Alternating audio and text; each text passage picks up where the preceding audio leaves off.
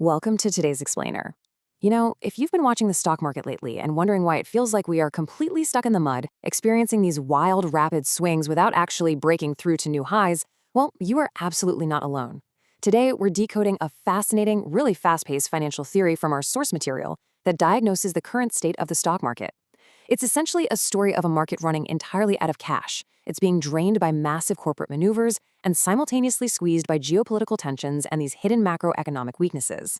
I'm super excited to walk you through this because understanding these underlying currents, it's going to fundamentally shift how you view the daily market ticker. Okay, let's dive right into this. This is the central mystery we're trying to solve today. Usually when things look relatively stable, the market climbs. Simple enough, right? But right now, we are seeing the Nasdaq 100 basically pinned down. Various sectors are having these fits and starts trying to take the lead, only to just fizzle out. So why is that happening? It's because the money to buy the dip simply isn't there anymore. The market is just exhausted. To figure out exactly where all the money went, here is our roadmap for today. First, the stock market liquidity drain. Second, big tech cash grabs. Third, geopolitics and oil pressures. Fourth, macroeconomic warning signs. And finally, individual stock market strategies. Starting with Section 1, the stock market liquidity drain. To really understand what is actively holding the broader markets down right now, we've got to look at this brilliant metaphor from our source material. Imagine somebody attached a massive fire hose drain to the liquidity swamp. When people argue that there's plenty of cash on the sidelines, they usually point to really high balances in money market funds. But Bank of America data paints a completely different picture. When you actually combined regular savings accounts with those money market funds, adjusting for the fact that people simply moved their traditional savings over to money markets to chase a better yield, the liquid cash available in the economy is incredibly low. We're talking levels not seen since the dot-com bust. Which brings us to Section 2, big tech cash grabs. So if the cash isn't sitting in savings, and it definitely isn't pushing the market to new highs, where on earth did it all go? Well, the prime suspects are corporate giants. And this brilliantly illustrates the sheer scale of the situation. Look at these numbers. You have SpaceX, which didn't just drain $75 billion, but actually perfectly marked the top of the market doing it. And then they came back for another $10 billion, plus $25 billion in debt. Then you have Google selling $84.75 billion in shares, anchored initially by a massive wedge deal, like a huge block trade with Berkshire Hathaway. Amazon is raising $25 billion. SK Hynix out of Korea launching a massive $28 billion raise. It is a synchronized, massive vacuum pulling whatever liquidity was left right out of the market.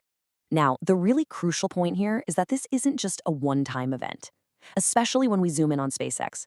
The source highlights some incredible future capital demands. Current forecasts suggest SpaceX won't even have a free cash flow positive year until almost 2035. Think about that. That means they require an average of $84 billion in external capital every single year for the next decade. If the debt markets can't absorb that massive financing need, they're going to have to issue more equity, reduce their growth, or slow down their deployment. They are systematically sucking every leftover droplet of cash from the market. And when you combine this desperate lack of cash with extreme investor greed, things just break. Which brings us to this staggering number, negative 60%. That is the brutal drop from the peak in the 2x leveraged SpaceX ETF. This totally cash-starved environment is causing severe, rapid volatility, completely punishing anybody using aggressive leverage. And it's not just SpaceX. The RAM ETF, which is a 2x leveraged DRAM semiconductor memory find, literally dropped 50% in less than 3 weeks. The TQQ, the triple leveraged Nasdaq 100 ETF, down over 20%. When the market has no cash to act as a shock absorber, these highly leveraged hardware and tech vehicles are absolutely cratering. Let's move to Section 3, geopolitics and oil pressures. Because as if a dry liquidity pool wasn't enough, external pressures are effectively pouring gasoline on the situation. The source material points to specific statements made by Donald Trump regarding Iran, detailing intentions to launch further strikes, target energy and desalination infrastructure, and crucially, revoke the oil waiver that allowed Tehran to freely trade oil on the open market. Now, setting politics completely aside, we have to look objectively at the market's profound reaction to the specific rhetoric. Before this, the market had been pricing in a very specific narrative for oil. The Strait of Hormuz was expected to reopen for trade, and combined with Iranian oil flowing freely, analysts were predicting an oversupply, an oil glut. But the very moment political rhetoric suggested revoking those Iranian oil waivers and implementing blockades, everything reversed in an instant. Because everyone was shorting oil, expecting prices to drop, this sudden news triggered a massive short squeeze. It caused oil prices to violently spike 7 to 8%. In a market with zero extra cash, sudden price shocks like this are incredibly damaging. Section 4, Macroeconomic Warning Signs. Adding to all this international drama, we've got several domestic macroeconomic indicators flashing red, compounding the pain of the liquidity drain. Let's examine the labor market. The official unemployment rate looks perfectly fine, maybe even strong. But the source argues this is an illusion created by a falling labor force participation rate. Over the last year, we've actually had a net loss of jobs. About 1 million people have simply vanished from the workforce. If you adjust for those lost workers and assume a stable participation rate, the true unemployment rate would actually be sitting somewhere between 5 and 6%. Underneath the surface, the labor market is softening significantly.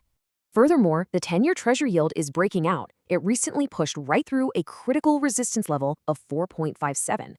Traditionally, we see it hit this ceiling and pull back, right? But breaking through it adds intense, immediate pain to the stock market because it increases borrowing costs exactly when the market is totally starved for cash. Let's move to and see how this builds into Section 5, Individual Stock Market Strategies. With all of these massive headwinds, tech cash grabs, oil spikes, hidden unemployment, how are investors actually navigating individual stocks? Well, the source argues that in a cash-poor market, fundamental analysis is more important than ever. They draw a really sharp contrast between two software giants to prove this. They take a distinctly bearish stance on ServiceNow, citing concerning churn rates and executive signals that are interpreted as pretty unfavorable. On the flip side, though, they are highly bullish on Salesforce, which is showing expanding margins, real pricing power, and stable churn rates. But more importantly, Salesforce's CEO executed a maneuver that the source considers a massive, flashing positive tell. Salesforce utilized a simply brilliant balance sheet strategy.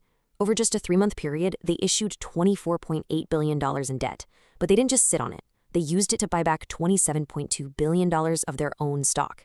They basically borrowed long-term money with maturity dates spread out or laddered over the next 10 to 20 years to aggressively buy the dip on their own stock right now. In a market totally desperate for liquidity, a company confidently using its balance sheet to bet on itself this heavily is a massive fundamental green light. Finally, let's look at Palantir, a highly discussed defense tech stock.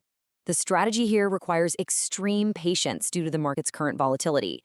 The source expects short-term technical selling pressure might drag the stock down to a solid floor around $89, and that is exactly where they'd want to back up the truck and buy heavily. But long-term, they hold a fair value price target of $190 by the end of the year. Why? Because fundamentally, Palantir actually benefits from the exact geopolitical drama that is hurting the rest of the market, since their products are becoming increasingly integrated into U.S. military and NATO operations. And that brings us to the ultimate question for you. We've seen how massive corporate capital raises have completely drained the liquidity swamp. We've seen how geopolitical flare-ups and hidden macroeconomic weaknesses are turning the screws on an already very fragile market. The old strategy of just blindly buying the dip, yeah, that might not work when the cash to fuel the rebound is simply gone. So, considering all this, how will you adjust your own strategy to navigate a market that is fundamentally running out of cash? Think on that for a bit, and until next time, keep analyzing, keep learning, and stay focused.